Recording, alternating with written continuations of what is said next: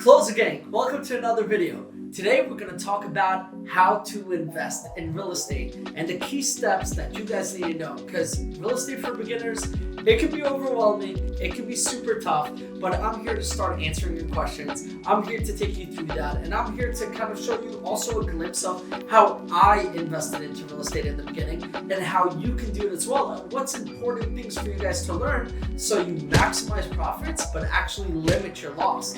We always want to minimize loss. We don't want to get stuck with that. We want to make money for our hard work, and this is a few things that you need to know. What you here for, huh? Does your life matter?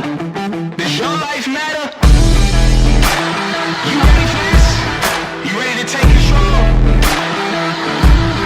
Are you giving up control or are you taking control? But guys, before we get into it, go hit that subscribe button, because it definitely helps us boost up the algorithm. It helps us get more followers, and it helps this channel grow. And the more we're gonna grow, the more I can give you guys. And it's so important and it's so necessary, and I appreciate it so much. And thank you guys for the support. So go ahead, press the like button, subscribe, leave me a nice comment, and we will get back to you guys. So guys, step one, in order to invest into real estate, you must know the terms. You must know what expenses are. You must know what a net operating income is. You must know what a gross income is, and so forth. If you're looking to invest, let's say, into rental properties or into a potential flip, or maybe even into a contract flip, which is taking a contract, finding a good deal, putting a down payment, and assigning it to someone else that wants to buy in the area, not touching the property or paying any closing costs, and making a profit on the room that you guys have in between what you got it in contract for and what you're assigning the contract for. So for example, if you're looking to assign a deal and you found a house for $300,000 and now you have a buyer that's willing to pay you $325,000 for it, then what you do, you assign the contract over to him for $325,000, and you're gonna make $25,000 at closing for assigning the contract over. So that's another way of doing it. But in order to understand what a deal is and how to make money in real estate and how to invest, you must first know how much properties might actually cost you. Now, I want to reference above. If you guys haven't saw this video yet, you guys have to see this. This is the Foursquare Method. It teaches you about net operating income, expenses, how to calculate them, your cash on cash, and what makes a good deal and a bad deal a bad deal. Check this video out, linked above, right above me, and you guys will learn so much more. And guys, don't forget to hit that bell button, please, because the more you hit that bell button, the more you guys get to see the videos, and if you don't hit it, you won't see our videos. So, from there, you gotta know these terms. Secondly, you wanna start learning the market. Step two is always learn the market. If you don't know the market you're getting into, then you don't know if a deal is good, if it's bad, what needs to be done for it, and how to clarify it. Now, there's a few things to know. Let's say you want to buy a multifamily home, which is multiple dwelling home. It has multiple units inside of it. You can probably have 4 to 5 tenants, 3 tenants, 2 tenants, and so forth. And you want to get into a deal of that magnitude.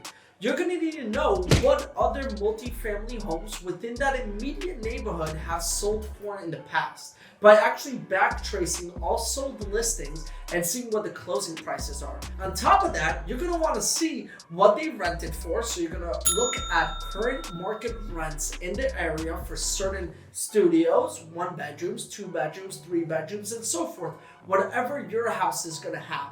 And then from there, you're also going to want to see the renovation of those sold listings. So let's say you're buying a distressed home. Distressed meaning it's broken down, it's a little bit run down, you need to change a few windows, you need a paint job, you need to update the kitchens, and you're going to need to do a little bit of work in the bathrooms. Great. So what's the work that you need to invest into it? Do you need to do $30,000, $40,000 in each bathroom? Do you need Gagano appliances, Miele appliances, all this fancy schmancy appliances? Or in the area, is a GE appliance sufficient enough in order to maximize your rents? Because you have to understand, in certain areas, if you're gonna invest more than a certain amount, then you're gonna end up losing, because there's a max capacity of a price that you can get and a rent that you can get, right? There's a max for that area. And if you're investing more than the max, you're not gonna make more money on it, but your expenses are gonna be higher. So you have to learn the market, and you have to learn what other people are doing around you. And it's kind of like copy and stealing like an artist and putting your own twist on it to make your product super special, unique, and bring in more audience. This is your branding, right? As a real estate investor, you have to brand strongly. Step 3, guys, I want you to start becoming friends with attorneys. Attorneys and a good attorney will protect you in every way, shape, and form. If you're promised a vacant apartment, then when you get the contract, your attorney will overlook it and make sure that it's vacant. Your attorney can also guide you on closing costs and on all these other expenses that are going to come inside your property at closing, and you're going to be like, whoa, what's this? 20,000, 30,000, 50,000 that I have to put down now. I didn't calculate for it and I don't have that money. And your attorney can give you a step in the right path by actually educating you and be like, hey David, you're going to look at approximately this amount of closing costs. this is the taxes, and you're going to have to do your own due diligence. Now, step 4. Guess what? If you made friends with attorneys, now go make friends with contractors. Because if you're a real estate investor, it doesn't matter if you're buying a property that needs $5,000 in work, $10,000 in work, or $100,000 in work. You're going to need to know how to calculate those costs. So if you find a few good contractors in your area, then anytime you're looking at a property, you can be like, hey, contractor friend, come in, join me, come take a look at this house. This is what I want it to look like, and this is what I wanted to bring your inspiration picks from inspiring listings around the area that are maximizing their rental income, that are maximizing their selling price, and be like, I want a rough estimate of what this can run me, 10% up and down. And he's gonna walk in, look at the property, and tell you, hey, honestly, $40,000, $30,000, I can finish this. Or he can come in and tell you and be like, you're gonna need to put down minimum anywhere from $200,000 to $300,000 into this property to make it work. And you can get an approximate estimate from a contractor. Now, what you do with those numbers is you bring it back in, and then don't forget to look at that video. Once again, that Foursquare method, you plug it in just like we plug it in into that video, and you start plugging that into your numbers. And then you're gonna start seeing what is the cap rate? How much can I actually flip it for? What am I making cash on cash? What is my return on my investment? And when you start seeing all of those numbers, you start realizing this is a good deal or this is a bad deal. So now, you made friends such as attorneys, you made friends such as contractor. Guess what? You need to make more friends, because we're in the field of making friends. So find yourself an amazing agent, an amazing broker, and become best friends with them. Because they're gonna also direct you on, hey David, if you do this, you can get this amount of rent roll. Hey David, if you do this, I can sell the house over here for you at this price. So you're gonna wanna make sure that you make friends like that can also guide you on the selling and renting of the market. Even though you're doing your own research as an investor, it's always good to get a second opinion. I love opinions. I literally bring everyone to give me opinions, and I love constructive criticism because it only makes me better.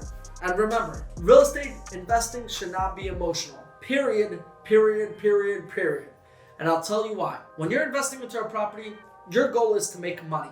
If you get emotional and get drawn into the property and start spilling in more money, or you don't understand the actual value of your property, you think it's worth more, but it's not, and you're not selling it and you're holding on to it and you're paying interest and taxes and the months are going by, you're gonna burn yourself and you're gonna get hurt. You always have to look at real estate investing in the most logical way. Yes, you get emotionally involved into it. Yes, I love my properties. Yes, I love you guys. Yes, I love everything about it. But I always keep the logical standpoint. I always keep my mindset on what exactly is this worth, and don't get swept by it. Because if I don't, I'm gonna end up losing out on money and time. And guess what? Time is also money.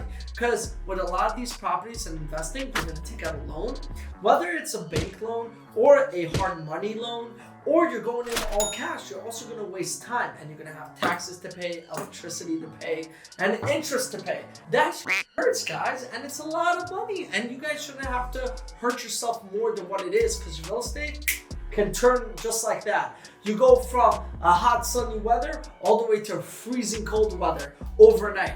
Just because if you don't move correctly, your margins will get sucked up. And guys, hit that bell button too, right? Like, is it here? It's here? Here? Here? Here? Here? Robbie's gonna hate me for that. He's gonna have to do so much editing on that.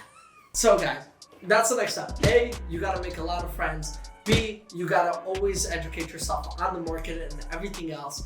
And if you're doing it correctly, you're gonna see a lot of success. When you're educated on what the market's coming in, on where you're investing, what you need to do, you have all the closing costs, you have the attorneys, you have the brokers, you have everything around you, guess what? You'll be in a good place. And this is how you get into real estate investing. This is investing for beginners. On the next video, which I'm going to put out very soon, so don't forget to hit that bell button so you guys can actually see the next video, I'm going to start talking about the more nitty and gritty things. So guys, if you want to hear more and you have any other questions, leave a comment down below and I'm going to start answering all your comments. Also, let me know what you guys want to see. Don't forget to subscribe, like the video, you help boost up this channel. I love you guys. I'll see you on the next one. Peace.